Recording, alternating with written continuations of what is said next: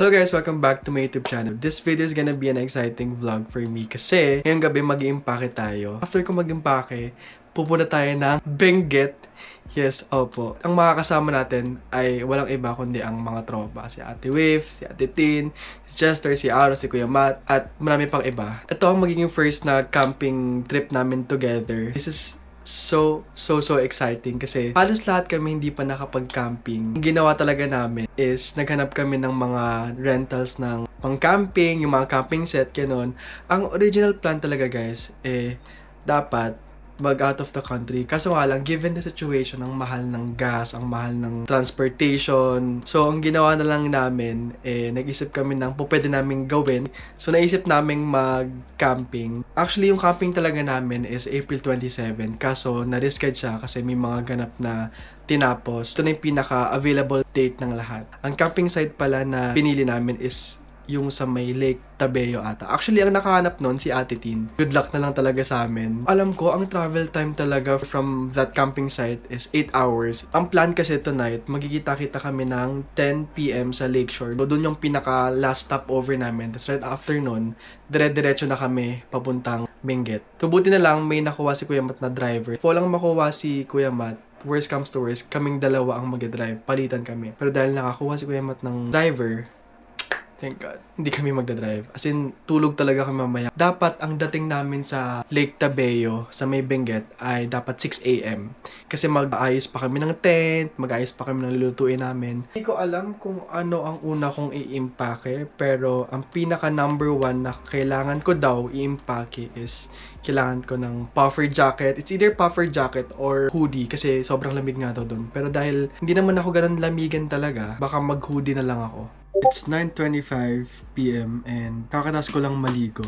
And then, ngayon, hindi ko alam kung saan ako magsisimula. Hindi ko alam kung magbibring ako ng laptop or hindi. So, ito, mga tech items ko to. Tapos, yung meds ko, syempre, hindi dapat makalimutan. Basically, toiletries lang yan. If I'm not mistaken, isa to sa mga binigay nyo na duffel bag. Ito yung gagamitin ko. Isip ko kung magdadala ako ng speaker. Pwede ba mag-ingay sa camping? Bawal, diba? Or pwede lang kaso mahina. Kailangan ko pang dalhin camera. Kailangan natin ng pictures doon. So, impake lang ako. And then, I'll update you guys once nandito na sila ate. Kasi, ang nangyari, sindo nila Kuya Matt, si ate sa condo niya. Tapos ngayon, after nun, babalik sila dito sa Bulacan para sunduin naman ako. Then after nun, biyahe na kami pa Lakeshore. At doon na kami mag-iintay nila ate. Feeling ko the whole road trip, patutulog lang talaga ako. Ito lang pala yung outfit ko sa camping. Just wearing this compression shirt and then jogging pants. Okay, everything is packed now. Alam nyo, kung makikita nyo na kung gaano kagulo yung bag ko, tingnan nyo.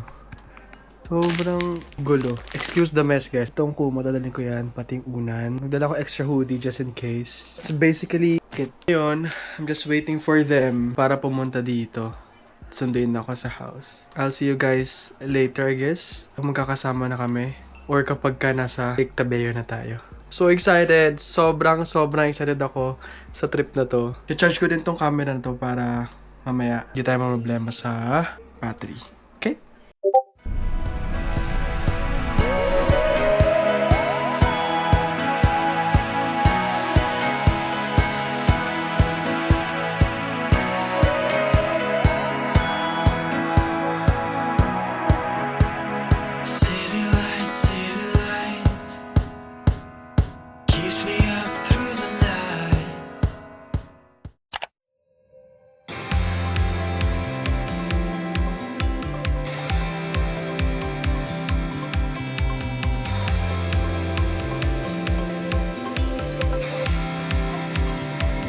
Lashes, it's not on point.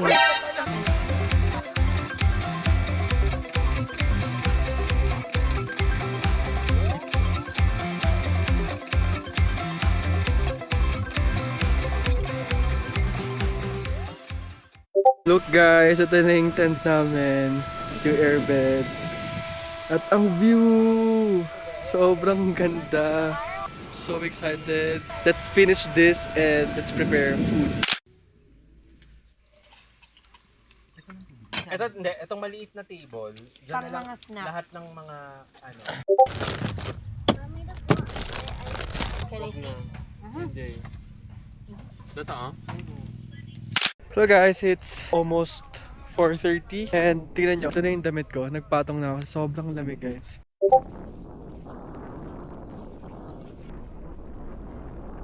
Wala na. Hi baby! Elsa is asking what are we doing now? What are you guys doing? Coloring. Coloring. Look at my color. Wow! And look at Nora and Uncle Justin's color. Wow! Beautiful. Wow!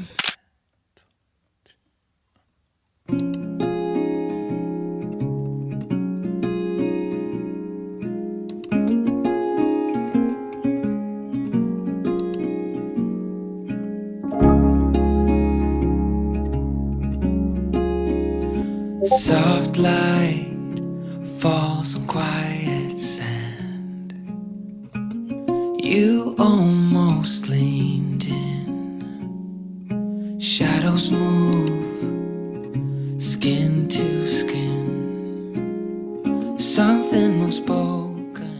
Good morning guys! Today is our last day here in Lake Tabeo. And right now, prepare lang ng lulutuin for breakfast which is sopas. Okay, naka-to ako sa breakfast ngayon. Nagising ako ng around 7 a.m. Alam niyo kagabi, sobrang niyayanig kami ng hangin to the point na na-anxiety na ako baka mamaya tent namin masira. That's the view guys. So doon kami. Ayan. At unti-unti nang nagigising ang mga characters. Isip ko mamaya before kami umalis, maligo ako. Nagawa ko naman maligo pala kagabi kahit sobrang lamig. Kagabi, yung nag-bonfire kami, nakita niyo sa clip. Grabe, halos mamamatay na kami sa lamig. Hindi, OA yung mamamatay. Ano oras ba lumalamig? 2? Mga 2 a.m. Pero ano eh. Start ng lumamig ulit. Pero mga 7 or 6 pa nga lang ata malamig na eh. Hindi, PM. PM, 2 p.m. O tama, 2. So okay lang palang ginawa natin to ng isang araw lang.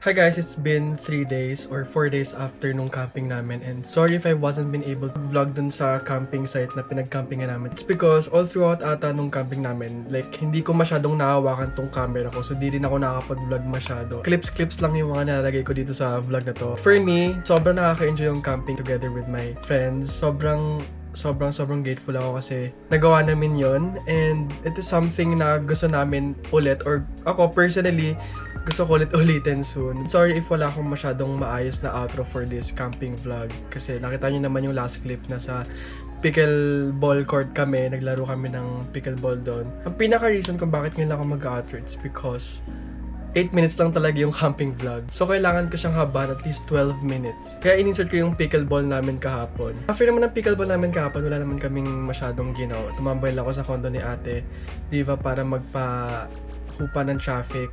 So, after namuwi na ako. And today, mag-gym ako after this. Itong pag-gym ko, it's a separate vlog. So, wait nyo yun. Dito ko na natatapusin yung vlog. And sana nag-enjoy kayo. Kasi ako, sobrang nag-enjoy talaga ako sa vlog na to. Thank you guys so much for watching this vlog. I hope you guys enjoy. And if you do, just please like, share, and subscribe to my YouTube channel. And don't forget to click that notification bell button para lagi nga updated sa mga uploads ko dito sa YouTube. So, I'll see you guys on my next one. And I love you all.